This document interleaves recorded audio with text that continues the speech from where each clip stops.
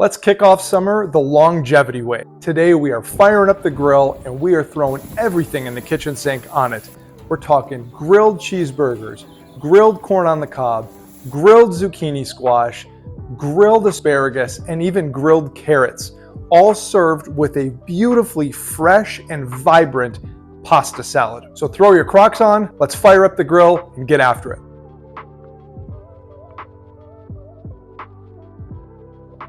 When we're talking about the pasta salad, if we season our boiled water well, that means the pasta will be seasoned.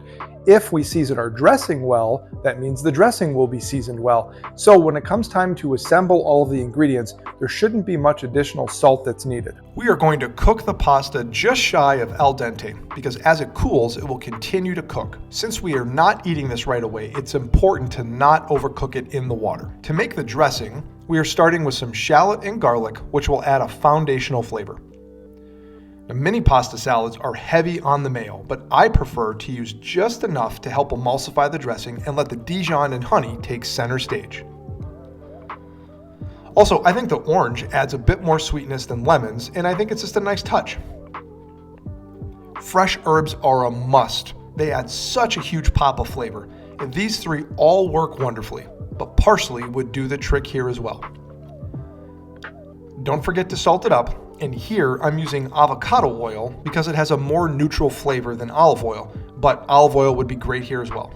Blend it all up and you've got yourself a great all-purpose dressing for pasta salads, regular salads, whatever you can think of. Now the rest of the salad is vegetable city, mate. Bright, colorful, and packed with vitamins. You can't go wrong with any of these, or add your own. This batch really amps up the antioxidant profile because of the broccoli, red peppers, and tomatoes. I'm adding about 3 to 4 ounces of dressing here. I can always add more, but I don't want to overdress this. Give it a stir, chill it, and it'll taste better in about an hour. Now, when it comes to burgers, that's one thing I miss about living in Texas, the beef. My all-time favorite way to make burgers is on the grill using 100% ground brisket. I think it's the perfect combination of meat to fat ratio for a burger. But I can't find that here in Phoenix. So what I'm doing is using a thinner 85-15 burger patty. I prefer a thin burger patty, and I also prefer burgers to be cooked medium or medium well, simply because of the texture. For the burger garnish, I'm using some red onion and romaine, but I actually prefer butter lettuce. I'm not doing tomato here because I'm using ketchup, but that's just a personal preference for me.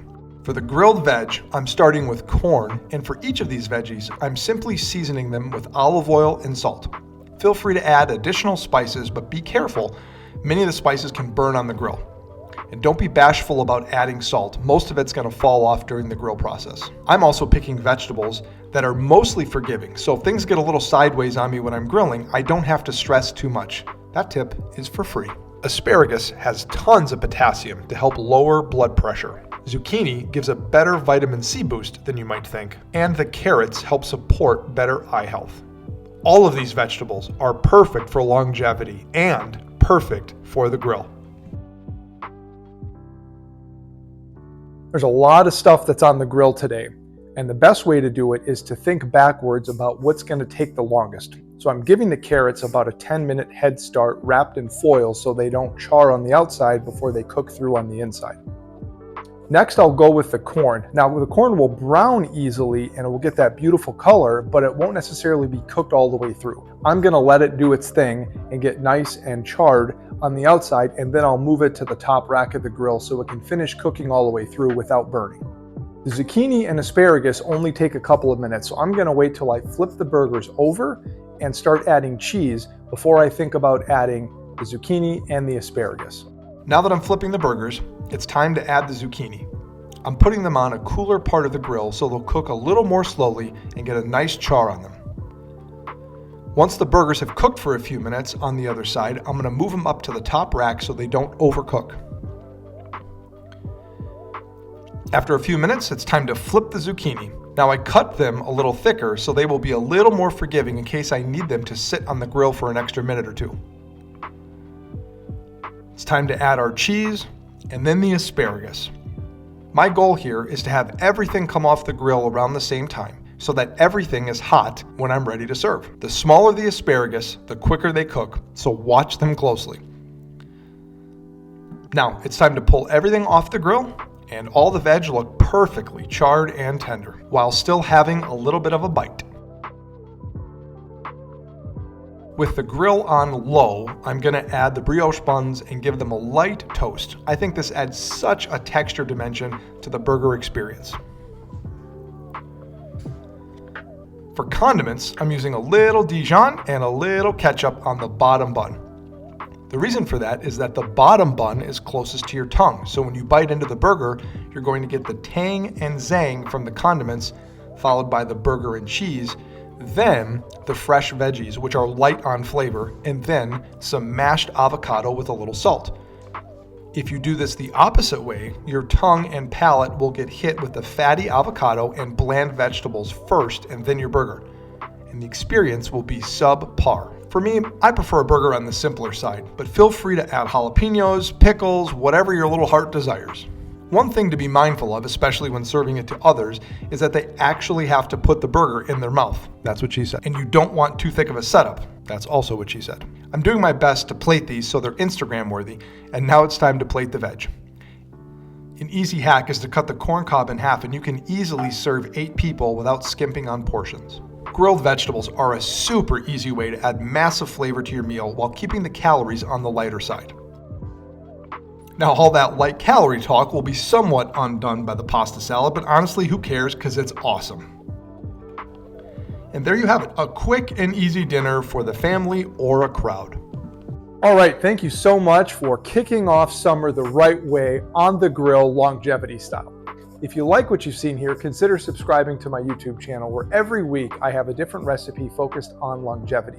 And if you're serious about eating for longevity, then you totally need to check out my cookbook, which is linked in the description.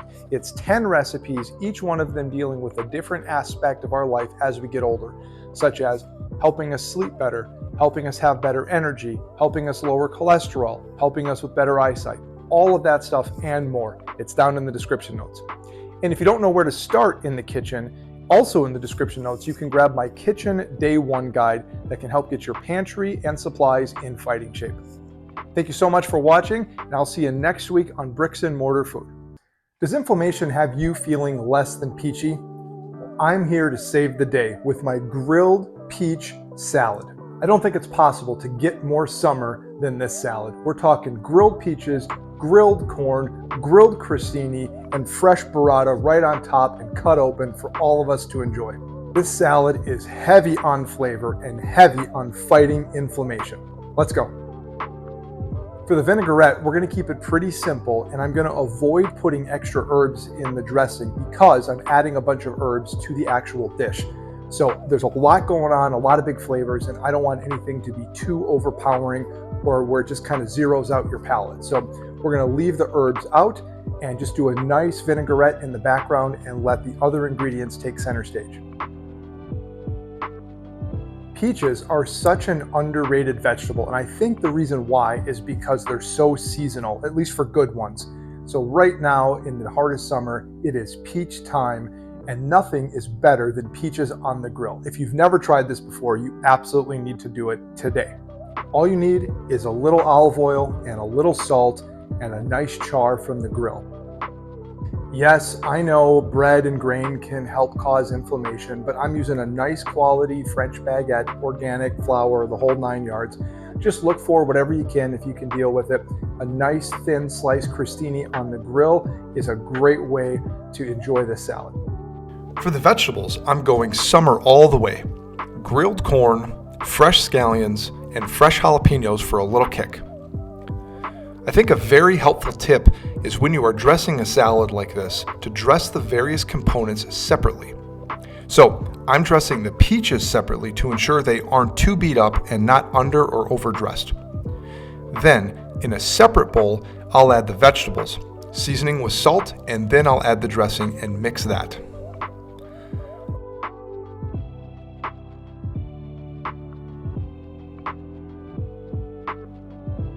Now for the plating, I'm going to add the dressed peaches down and make a little bed out of them. Then I'll go over the top of that with the vegetables, and then top it in the middle with the beautiful burrata. And to finish it, I'm going to garnish it with some fresh herbs and shallot that is once again dressed in that same vinaigrette. Then I'll add some additional seasoning and, as a final garnish, some balsamic reduction.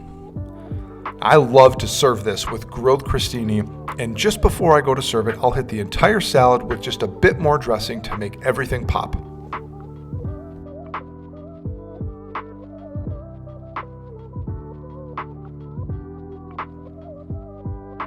All right, thank you so much for watching another episode of Bricks and Mortar, where we made a grilled peach salad with burrata and a ton of big flavors going on, all in the name of fighting inflammation. Now, if you're serious about eating for longevity and fighting inflammation, then you need to check out my free anti-inflammatory kit. There's a whole bunch of stuff in there. There is a full day of eating, both meals and snacks. I also have a kitchen day one guide, which is a robust shopping list for everything fresh and shelf stable to fight inflammation. And finally is a 7-day mindful journal that is directed at reconnecting with our body through food and fighting inflammation. If you like what you see here, consider subscribing to the YouTube channel, where every week I am cooking longevity food elevated. You can also find me on Instagram at Bricks and Mortar Food. Thank you so much for watching, and I'll see you next week on Bricks and Mortar Food. If you've got sore muscles, these grilled fish tacos are for you. Today we're making one of my favorite summer meals, grilled fish tacos with a grilled pineapple salsa and some black beans on the side to bring it home. This recipe is perfect if your muscles are sore and stiff, whether it's from a workout or from travel or just getting old. First up, the salsa. I'm going to start by removing the skin and stem of the pineapple and cutting it into slabs. This right here is your ticket to relieving muscle soreness, as the pineapple has tons of bromelain, which has anti-inflammatory properties. One thing to be mindful of is that pineapple has a very fibrous core, so the centerpiece needs to be removed, as it's not something you want to be chewing on. I'm going to season them on both sides with olive oil, salt, and tahini, baby. Then it's off to the grill with an ear of corn. After about 10 to 12 minutes, your pineapple and corn will be beautifully grilled and charred. To round out this salsa, I'm going to be adding some thinly sliced red onion, some jalapeno with the seeds and membrane removed and diced small. I'm going to take that corn off the cob, and I'm going to cut my pineapple in about 1/4 inch pieces. I'm also going to add some fresh herbs and some lime awesomeness. And just like that, boom, grilled pineapple salsa. One of my favorite side dishes to make is black beans. They're super high in fiber, and the protein bump can help aid in muscle recovery. Now, to jazz them up a bit, I'm going to throw in some ground cumin, chili powder, and paprika, a couple of good pinches of salt, some lime juice, and in 20 minutes, Bob's your uncle. Done. The fish I'm using is filleted and skinless cod, and I'm grilling them. In full transparency, my camera died that I was using to record the fish on the grill, so you're just going to have to take my word that they turned out well. To plate this, I'm adding some mashed avocado that I seasoned with salt and lime, and then going right downtown with the pineapple salsa and black beans.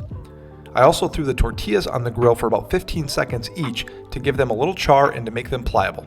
Between the protein from the fish and beans and the bromelain from the pineapple, this meal is right on time for muscle recovery. Thank you so much for watching this week's episode, where we made some grilled fish tacos and a grilled pineapple salsa. Perfect for helping your muscles recover if they are sore and stiff. If you liked what you saw here, consider subscribing to my channel. And if you're serious about eating for longevity, then you need to check out my 10 recipe cookbook that's all based on longevity recipes, located in the description. And if you don't know where to start in the kitchen, you can also check out my kitchen day one guide, available in the notes as well. Thank you so much for watching, and I'll see you next week on Bricks and Mortar Food.